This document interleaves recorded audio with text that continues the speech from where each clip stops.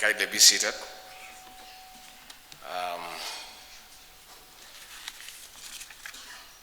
I'll be very brief because we have another function with the President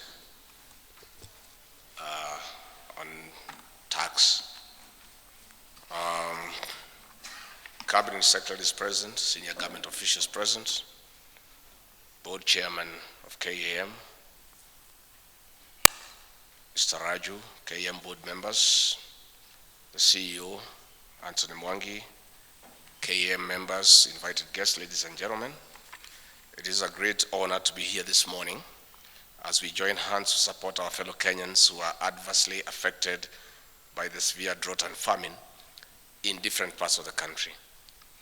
This gesture of collective responsibility as an action towards ensuring we leave no one behind is the innermost part of our humanity. It is our responsibility to be our brother's keepers. Close to 60 years after independence, we should not be where we are as a nation. At independence, we had the promise to fight and defeat poverty, disease, and ignorance. This is not the Kenya our forefathers envisioned of the 21st century. Today, an estimated 4.3 million Kenyans across 23 arid and semi-arid counties are food insecure. Among the affected are 900,000 children under 5 years, 120,000 expectant women and lactating mothers who require urgent nutritional support. Further, 2.5 million livestock have died, and this is a big loss to the economy. That is why we have met you today as part of our immediate response partners in alleviating the situation. This is, however, a short-term measure.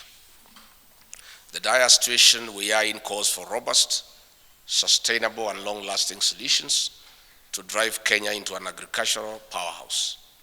This is because we have a lot of land suitable for crop and animal production into surplus. When we reach the surplus production, it will support our economy beyond the current contribution of 22.4% to the GDP, while creating more than 40% of jobs. One of the ways of surmounting the food crisis is bringing more of the cultivatable land under irrigation as envisioned in our manifesto. We must no longer rely on rain-fed agriculture amid threats of climate change and other calamities like locust invasions. We have a clear strategy drawing from our manifesto on revolutionizing and modernizing agriculture. This is one of the first assignments of the Cabinet Secretary for Agriculture, the Honorable Mithika Linturi. As a government, we see a lot of potential in smart agriculture. There is no reason the manufacturers cannot invest in the sector. Indeed, the next Kenyan billionaires will be from the agricultural sector. In addition, we are keen to enhance value addition for agricultural produce. This is also in line with our commitment of tapping into manufacturing to win the country off or reduce the minimum importation for consumption. This will reduce dependence on foreign markets, which are subject to manipulation and other erratic geopolitical situations, like the war in Ukraine, for the benefit of our people. To this end, we are devoted to supporting the incredible commitments made by the local manufacturers last week during the high-level meeting on Manufacturing Vision 2030, attended by His Excellency President William Ruto. While at it, we were particularly impressed by the manufacturing small and medium enterprises, SMEs, who demonstrated their ingenuity and innovations. They are very promising. We need to incorporate them into mainstream production. They are part of the answer to food security. Ladies and gentlemen, we have these hopes against knowledge that over the last few years, the manufacturing sector has experienced negative growth, especially between 2016 and 2020. This was further exacerbated by COVID-19 pandemic. I'm optimistic that the conducive business environment the Kenya Kwanza government is cultivating will revitalize and allow for a bounce back. We must collectively back this sector into an upward trajectory. Together, we shall strengthen quality control of domestically manufactured goods based on research and innovations to raise our share in the sub-regional, regional, and global markets. This is how we shall be equal partners in the global arena.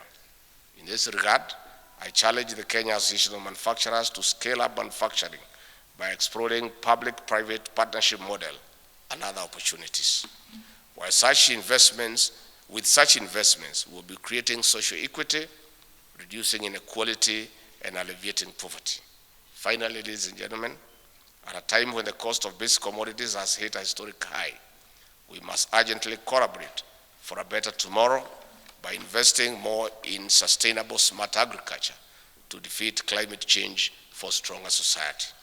As a wind-up, allow me to reflect on a report of UNEP of 2021, which indicated that on average, every Kenyan wastes 99 kgs of food every year. This is about 5.2 million metric tons a year.